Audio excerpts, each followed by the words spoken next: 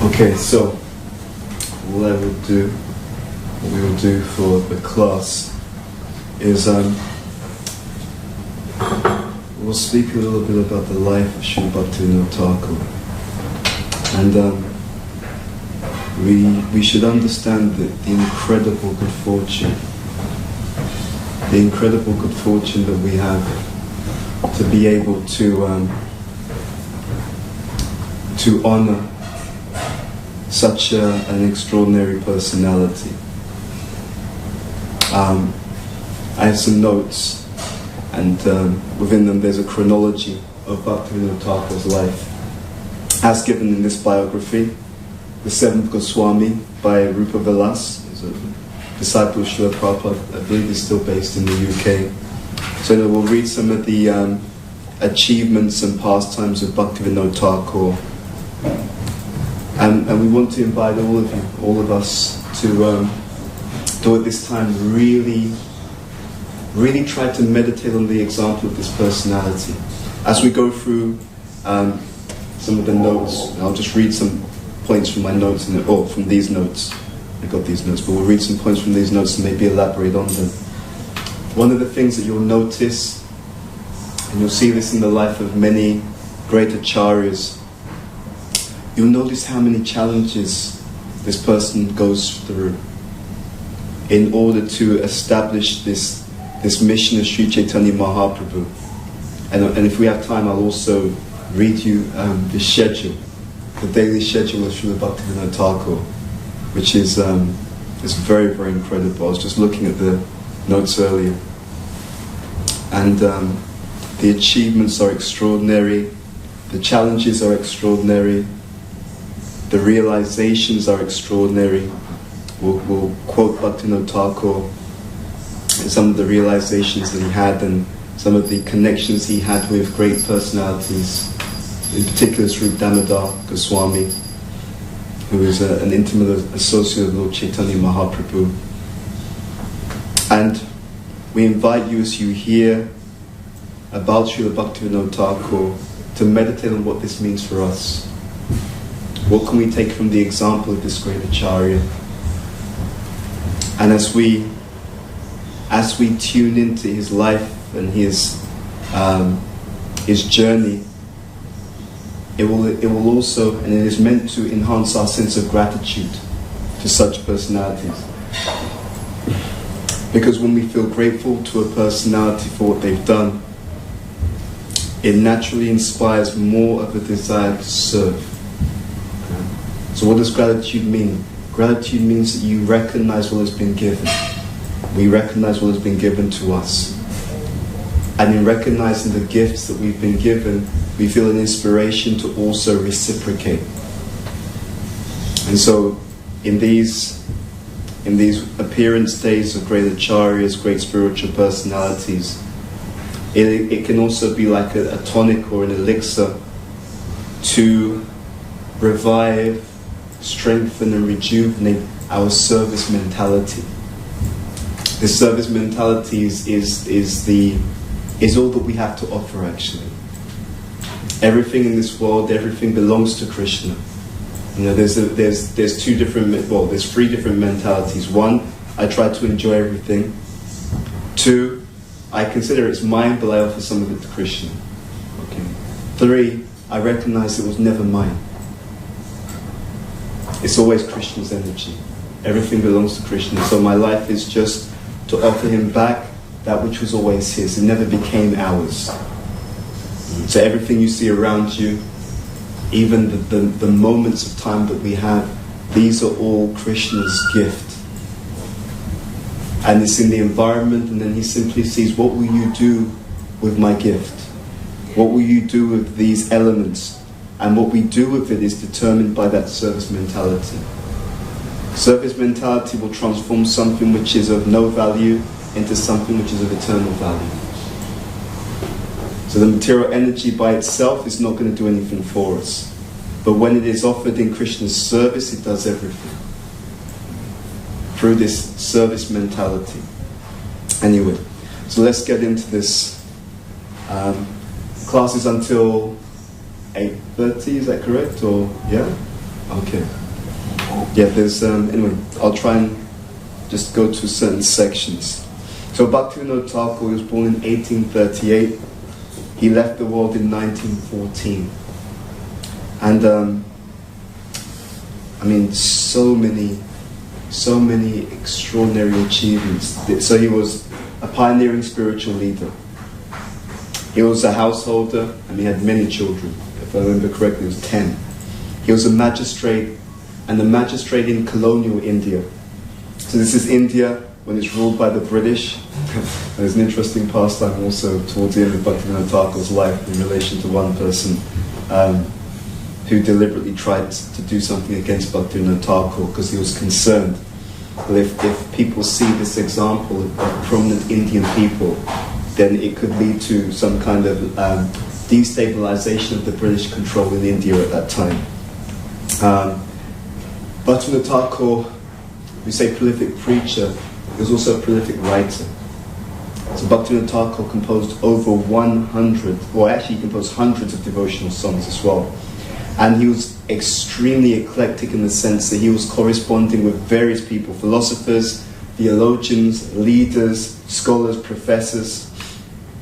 And we also sometimes consider him the original pioneer of the Krishna consciousness movement, because he also had an intention to spread these teachings into the Western world. And he wrote literature which actually made its way from India through to the West, and again we may touch upon that. He also discovered and excavated the birthplace of Sri Chaitanya Mahaprabhu. So his achievements, I mean, the glories of this personality are just incredible. And we are living on the foundations of what he has achieved and what he has set in place. It's interesting, I'll just read this. Once as he looked out from his window across the river towards the birthplace of Lord Chaitanya Mahaprabhu, Bhaktivinoda Thakur had a vision that people from all nations would soon come together there in harmony through the blissful chanting of the holy names of Krishna and Sankirtan. So, I mean, this is very extraordinary. We sometimes hear this, it's nice, it's thought in that way. But to have this kind of vision from his position. So you're in India, and India isn't even free at this time. It is under the rule of a foreign power. But your consideration is the same culture which is actually being played down.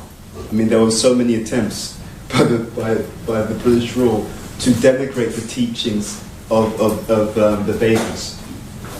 And there was a statement I was reading earlier. I mean, just the language that was used was just completely dismissive and derogatory. Jai, Shishi Radha Lamishwar, Jai, Shishi Jagannath Dev Sabha, Shishi Gonthai.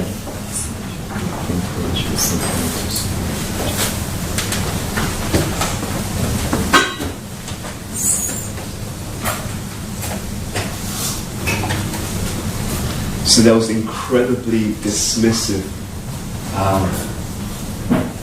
terms used towards anything in terms of the Vedic literatures, even the Sanskrit language, etc. So, in this particular context, Bhaktivinoda Thakur set out to re-establish the true teachings of Sri Chaitanya Mahaprabhu. And so Prabhupada actually thought it was also significant that Prabhupada thought it was significant that he himself was born in 1896, which is the year that Bhaktivinoda Thakur sent copies, and the book was called The Life and Precepts of Lord Chaitanya. And that was the literature that Bhaktivinoda Thakur sent to universities across the oceans. So we see also, there are no accidents. Actually, there are no accidents in the lives of pure devotees, especially even in the lives of aspiring devotees.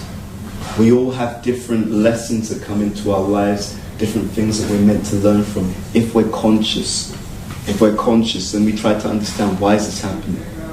What am I meant to be learning from this? And it's really important. Prabhupada was making the point that whatever reason that caused us not to go back to Godhead in the previous life, that same test will come again. If we didn't pass that test, it will show up again in the next life. So it's very, very important for all of us as devotees to try to understand that. What held me back, or what rather, don't even need to think about the past. Just look at our lives now. What is holding us back? Sometimes we fear looking at these things. But you know what? Actually, it's a great opportunity. Great opportunity. Because and it just requires humility. Humility and confidence, they're synonymous. So humility, we just look, what's the truth?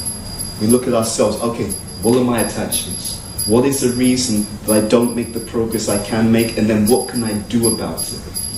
And when we ask ourselves that question, we don't only ask ourselves, we also take guidance from devotees, spiritual masters, sadhus, etc. This is what's in the heart. These are the attachments. These are the things that I think hold me back from making proper advancement. What can I do about it? The sign of maturity is the ability to face ourselves. And if we pay attention to these things, the things that we don't want to pay attention to, they're actually the things that we most need to pay attention to. And if we take that approach in our lives, generally, there's tremendous benefit that will be made. And so, let's, I'll set the context. So, in 1500 AD, Lord Chaitanya Mahaprabhu comes and inaugurates the chanting of the holy names and spreads the movement throughout India. In 1750, 2 centuries later, the influence of the Hare Krishna movement had waned. Okay, so this context is important. So let's say you have a diamond. If you put a diamond against a white cloth, it's still a diamond. But you don't get such a contrast. That same diamond, if you put that on a black cloth, sometimes you go into these high-end stores and they'll have these precious jewels, like that, and they'll have them on black cloth because it really makes that jewel stand out. So in a similar way, when you understand the context within which such an acharya is operating, it even accentuates the glory of what they do even more. Okay, so we're setting the context here. So 2 centuries later, the influence of the Hare Krishna movement had waned. Sects of pseudo-devotees, such as the Sahajas and similar groups, had become prominent. Professing love of Godhead but acting in base, immoral ways, these groups brought disrepute upon the pure movement begun by Chaitanya Mahaprabhu. So it was actually considered low class, right, in some circles. Anything related to Vaishnavism, because of the way that certain people were acting under the umbrella of Vaishnava philosophy. And so in this context, 1838, Bhaktivinoda Thakur is born. And he's born with the name Kedarnath Dutt. And this is interesting. I mean, again, you just see so many challenges this person has. And again, contrast. So he's born in a wealthy family. Right? So he's born in opulent circumstances in a place called Ulagram, in the district of Nadia. So this is West Bengal. And he's the 7th son. And his father's name is Raj Krishnananda Dutt. And that his father is a great devotee of Lord Nityananda. Okay. Now, it's interesting that the way he was termed. He would be known as Daitya Kulera Prahlad. A very interesting name. It means Prahlad in the family of non-devotees. Okay? And the reason why that name was there, why he'd be known in that way, is because at the time, as we said, that, and this is important, at the time it's not just in the society, but actually that also Vaishnavism was not very much respected in his family. Okay, and I take it to mean obviously the wider family, because it's explained that his father was a great devotee of Lord Nityananda. So there were others. So we think sometimes we have challenges. My family don't like it, or they're against it. But you should understand that great devotees, they're also put into challenging circumstances to show that there's no excuse. We will not have the challenges that they have. So we can take inspiration from this. Right? And this is just one challenge. You'll see there's such a list. So 1849. So Bhaktivinoda Thakur at this time, 1849, he's 11 years old when his father passes away. Okay, so he loses his dad at a very young age. Now, listen to this. Subsequently, the grant of land that had been conferred upon his grandfather changed owners. So at the age of 11, the family falls into poverty. Again, contrast. So it's one thing that we're born in a humble circumstance, materially speaking, and you're used to it. You've never known anything different, so that's just the way you live. It's something very different. You're born in an opulent situation, and then at a certain point early in your life, not only does your father pass away, but because your father passes away, the opulence also leaves. Okay, so this is at the age of 11. So, despite all of this, he really focuses himself. In 1856, at the age of 18, he entered college in Calcutta. He started writing extensively in English and Bengali. And it's interesting, he studied English literature and he taught speech making to a person who later became a well-known orator in the British Parliament. Now, again, contrast. This is unheard of. This kind of prominence in terms of his position as an Indian under the British rule, it just starts here, but it just goes on and on and on, even to his role as being a magistrate. So he had a very prominent position materially, what to speak of the fact that spiritually he's an eternal associate. Right? He's an eternal associate. Even amongst the five rasas, in his eternal identity, he is, he is in Madhurya Ras. Like that. I was listening to one class recently. It was a Radhastami class given, I think, last year by one Prabhupada disciple. And he was explaining how the Madhurya Ras, it has the ability to nourish all the other rasas because it contains all the elements of the other rasas. And generally our acharyas, they are in Madhurya Ras. They are in the topmost mellows, the topmost relationship with the Supreme Personality of Godhead. Bhaktivinoda Thakur is such a personality. So he studied Western literature as well, Western religious literature. He wanted to understand. There was a period in which he was looking at different religions, searching, researching, etc. 1858, right? So he's the age of 20. So we've already talked 11 years old, father passed away, they're planning to go into poverty. He's studying, okay? He was even taken by very much interest in Christian theology. Now 1858, at the age of 20, a cholera epidemic had killed the inhabitants of a place called Biranagara. Okay? So that's his native village. So a cholera epidemic had killed the inhabitants, including most of his relatives. So again, another tragic situation. 1860, in a place called Bhadraka, his first son, whose name is Ananda Prasad, Achyutananda, was born. Unfortunately, Bhaktivinoda Thakur's wife, she died during the childbirth. Again, another tragedy. And yet, despite all of these differences, he married again, and he remarried for a second time. So in his early life, you could see different challenges come through. And yet, he kept persevering, kept moving forward, kept especially developing his relationship with the Lord and his faith as well. 1866, he takes the position of a deputy registrar with the power of a deputy collector and deputy magistrate in the district of Chapara. Bhaktivinoda Thakur spoke many different languages. So he spoke Bengali, Sanskrit, English, Latin, Urdu, Persian, and Oriya. Prolific in languages, and as we said, he's writing Bengali, Sanskrit, English, etc. in order to spread the mission. Very conscious. The mission is something that's meant to be going to all people of all backgrounds, etc., etc. Understanding that actually everyone's a devotee. I was listening again to something recently. It's not that we make devotees. Everyone is a devotee. Even the people that you see who you may think, this person's so much in material life, it doesn't matter.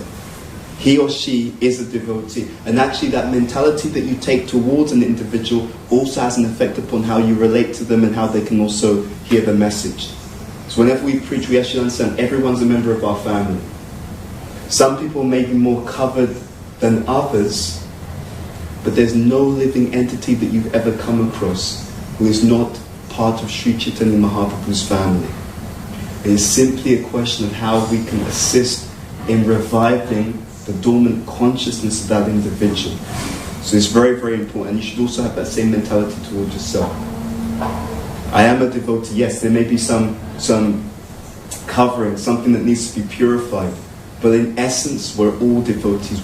That is the only, and that is the eternal identity of each and every one of us. So, okay, Bhaktivinoda Thakur, in this role, in his role of a deputy registrar, he used to settle disputes between tea farmers and help secure public aid to build a school for teaching. They call it Nyaya Shastra, so logic. We sometimes see it, and this is in the first verse of the Sad Goswami Astika. There's also this quality of many great devotees. They're dear to everyone. They're able to interact with people in all different areas of society. And you can do that when you have this compassion. Because when there's deep compassion, and when our vision of the identity of other people is very deep, then it establishes a common ground, a commonality. Because I know that you're part of my family, because I know that you're part and parcel of Krishna, Mamai Vamso Jiva Loke. Because I know you're part and parcel of Krishna, no matter what's going on externally, then we always have a common ground, we always have a common connection in Krishna. And when we are able to associate on that level, people pick it up. They can feel that there's compassion. I was given some advice recently. Because there was a situation and I was, let's say, not very happy about what was going on. And the point that was made to me, which is a very good point, very fair point, they said you have to understand that the person or these persons, they're souls with condition. Right? It's easy to think this person is badly behaved. But the point was, no, they're a soul and they have this conditioning. And when I heard that point, in my mind it was like I could understand, okay, I could see, yes, the soul. And then you have these other layers, but that's not the real person. Usually we conflate the two things, right? So this person's annoying me. This person's badly behaved, right? But the point is, no, the conditioning's there and the real person is here. The two things are not the same.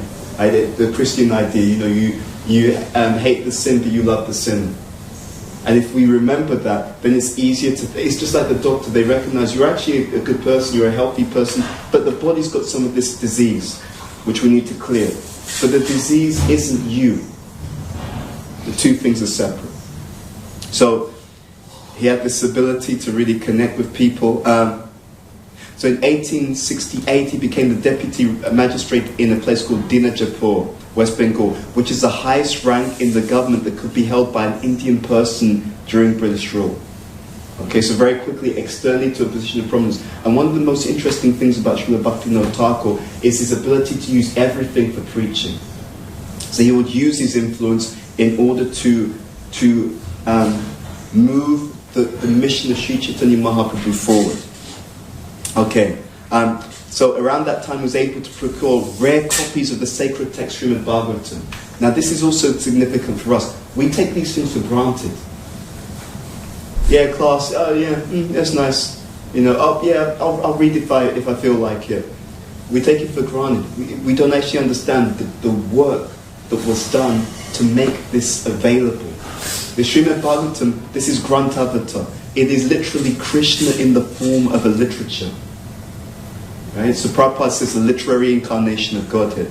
So Bhaktivinoda Thakur had to work to find copies of this. And in addition, he read Sri Chaitanya Charitamrita repeatedly, which is also very interesting. It's not just something you do once. We do it again and again. And actually, that's the actual... there's a place in some Shastra which talks about how sadhana is meant to be done. Right? And it's meant to be done continuously. Right? All the literature, so the reading, the hearing, the chanting, it's actually a defining characteristic of sadhana is it's meant to be done repeatedly. Because what is actually happening when you do sadhana, any type of devotional sadhana, is you are creating samskars in the consciousness, and those samskars are meant to become deeper and deeper and deeper. Why? Because at the time of death, That's the deepest samskars are the ones which will be activated and the ones which will cause a remembrance of the living entity at the time of death. And therefore, antikala jamameva, smarmrutva kalevram yaprati samadbhavam yatinaschacha samshayaha. What we think about at the time of death is going to determine where we go. So by the regular practice of sadhana, by the regular reading and hearing and chanting and reflecting, the samskara is meant to be so deep that at the time of death, which is a difficult time, that deep samskara will be activated, we will be able to remember the Supreme Personality of Godhead, and therefore we will be able to be successful in our mission. So there is a whole science behind it, and exemplified in the lives of great devotees. So Bhaktivinoda Thakur read Chaitanya Charitamrita repeatedly. In doing this, and this is also very interesting, his faith increased until he was absorbed in that text all day and all night. That is also a sign that the activity is being done properly. The Goswamis say that by the study of the Shastra, one gains virya and smriti. Virya means drive and determination. Smriti means the ability to hold the meaning of the Shastra in one's consciousness. So if you want to develop confidence and determination to spread the mission and to move forward in your life, if you regularly read Shastra and reflect on the meaning of Shastra, you will find you become more confident and determined in your spiritual life. It's not the challenges that are difficult. Right? People think, oh, it's a challenge. As we see in the life of Bhaktivinoda Thakur, that's a misconception. It's how confident you are in relation to the challenges. I was giving class recently to one group, and we just gave the example. You come back from holiday, you have a suitcase. You come into your house and you need to take the suitcase upstairs. So what determines how much of a struggle it is to take your suitcase upstairs? So the response that was given is, it depends on how heavy the suitcase is. That's a factor. But actually, what the real issue is, how strong are you relative to how heavy the suitcase is? Right? The suitcase has some weight, but if you're very strong, it's not an issue. So it's your strength relative to the heaviness of the suitcase. Okay, similar point. The challenges we face in life.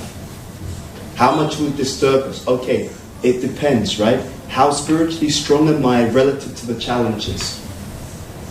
So we were explaining that what happens, and this is how merciful Krishna is in all of our lives. How merciful our acharyas are in all of our lives. Every single moment of every single day, they give us the opportunity to make yourself stronger. Make yourself stronger. Every single moment is an opportunity to make ourselves stronger. You don't know when you're going to have to carry that heavy suitcase.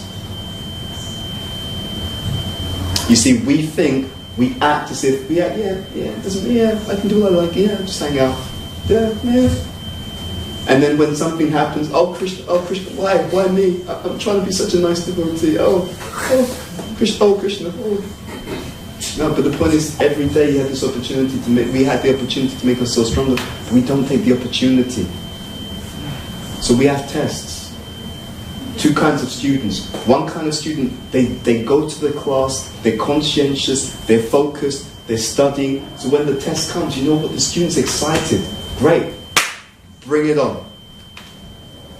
They're excited about the test because they've been doing the homework, they've been studying. So they're excited to now show what they've understood when the test comes. Other people, they don't do it. The students mess around, and then when the test comes, they're scared, they're disturbed, they're anxious, but they had the same amount of time. So in the life of Bhaktivinoda Thakur, it's interesting. He studied the text repeatedly until he was absorbed in that text day and night. So we should use these golden moments that we call life. We don't know when that time's going to go. And if you find it difficult to use your time, very simple tip: do it with someone else. Right? Okay, let's study together. Let's read together. Let's hear together and reflect on what we've heard. Don't depend on your own strength and motivation. Let it become a habit through association. That is the power of sadhu sangha. You find someone who's got a taste for something that you want to get a taste for. Okay, Prabhu, let's study together. Let's hear classes together. And then we can reflect on what we've heard and what stood out to us. Let's meditate on the teachings together. And in that way, you're guaranteed to move forward. So many things we can do. Even just if you just take a moment in your life and reflect, where am I in my spiritual life? Where do I need to go and how do I get there? Even that meditation, Krishna will give tremendous realization. Okay.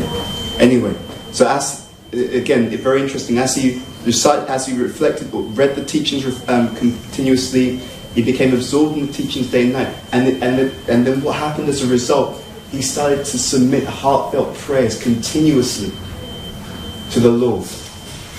So you can see that there's a chain of events here.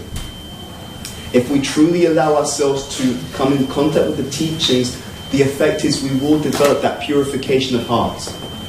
When the heart becomes purified, we become more absorbed in the Lord's and His teachings, because there's nothing more exciting than Krishna consciousness. It's just like an adventure, one thing after another. There's all kinds of different intrigues, challenges, insights.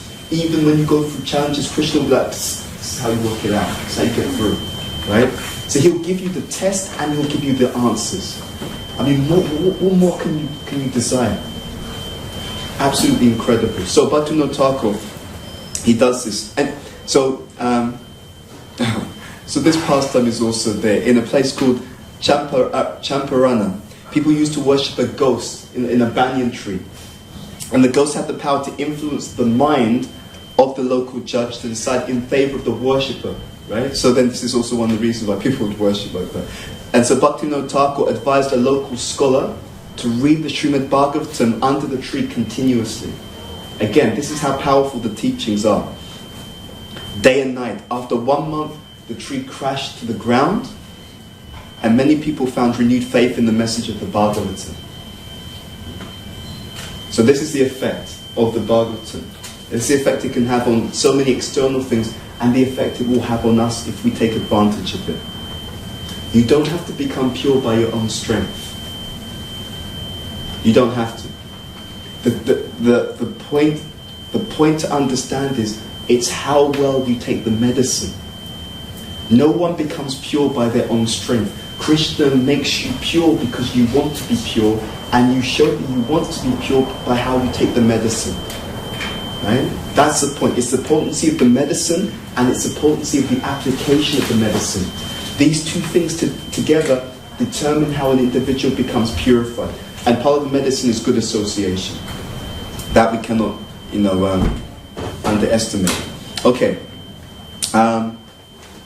So between 1874 and 1893, Bhaktivinoda Thakur spends a lot of time in seclusion, chanting the holy names, though he still executed his worldly duties perseveringly.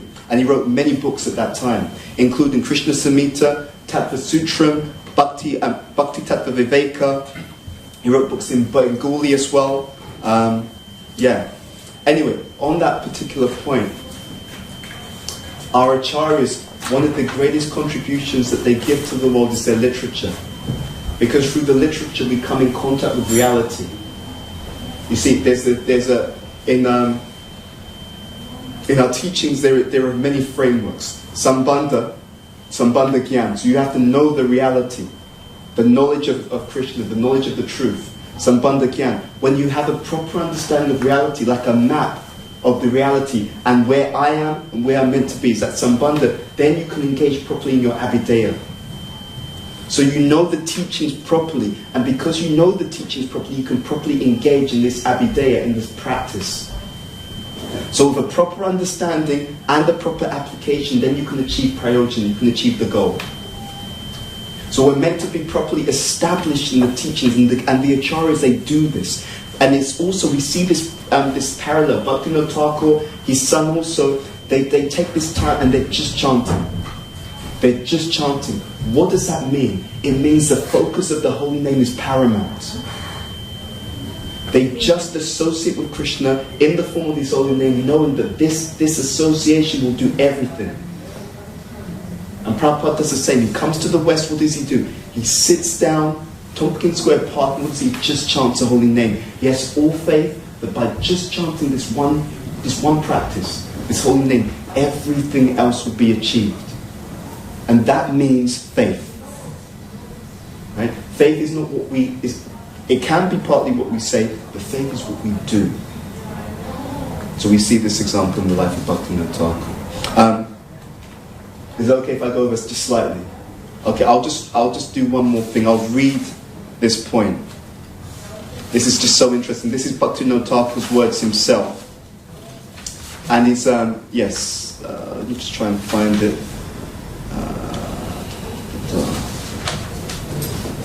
There's a section where Bhaktivinoda Thakur, in his humility, he actually explains about this dream that he had.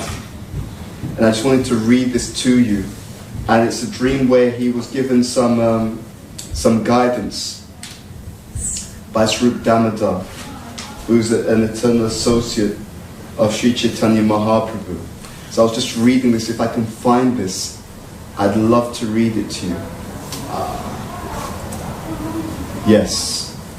Okay, Srila Bhaktivinoda Thakur was one of the foremost devotional scholars. He always humbly presented himself as an insignificant messenger of the Lord. Okay, so this is actually from Srimad Bhagavat Archa Marichi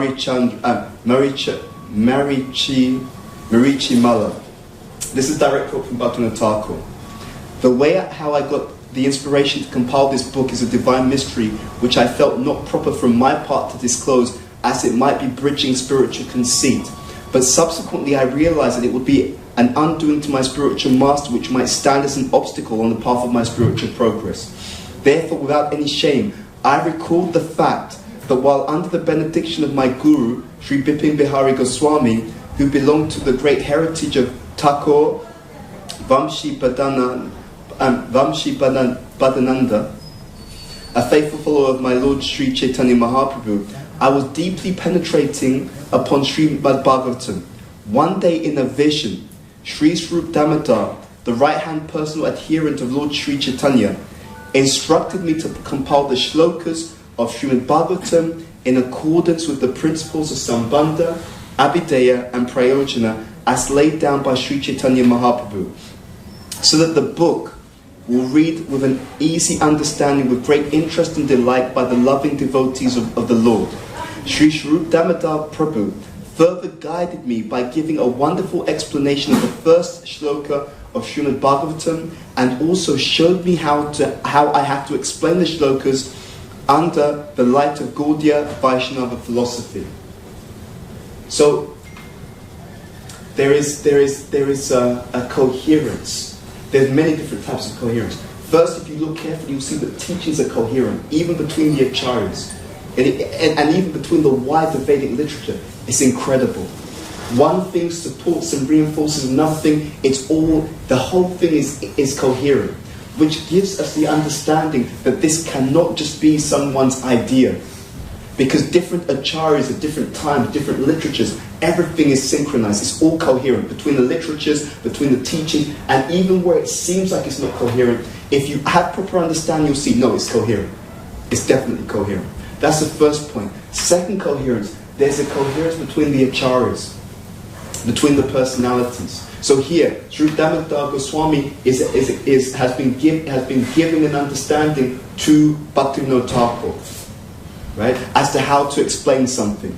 So what he's explained, it will also be coherent with what the explanation of another acharya, which will also be coherent with an explanation of another acharya. Again, they're working in tandem. It is one family working to deliver the entire world and bring everyone back to the state of pure, unalloyed spiritual happiness in service to the Supreme Personality of Godhead. Anyway, we'll stop there. There's so much more that could be said. But this is a very auspicious day. We should take this opportunity to pray sincerely from the heart and just beg Srila Bhaktivinoda Thakur. That should be the mood of begging. It is a great benediction that we even have heard about this person, heard anything about their teachings or example, but on such days, their mercy is even more available. And we can pray to them in that mood, that we can also please them, we can get their mercy so that we can also make advancement in Krishna consciousness. This is extremely auspicious. Their presence is more auspicious than the presence of the Lord Himself. The devotees are more merciful than the Lord Himself. So be very clear about the importance of such days. Okay, anyway, we'll stop here. I don't want to go over time. Srila Bhaktivinoda Thakur ki jai, Srila Prabhupada ki jai, Janitai Gaur Premanandi, Hari Hari Bol. Okay.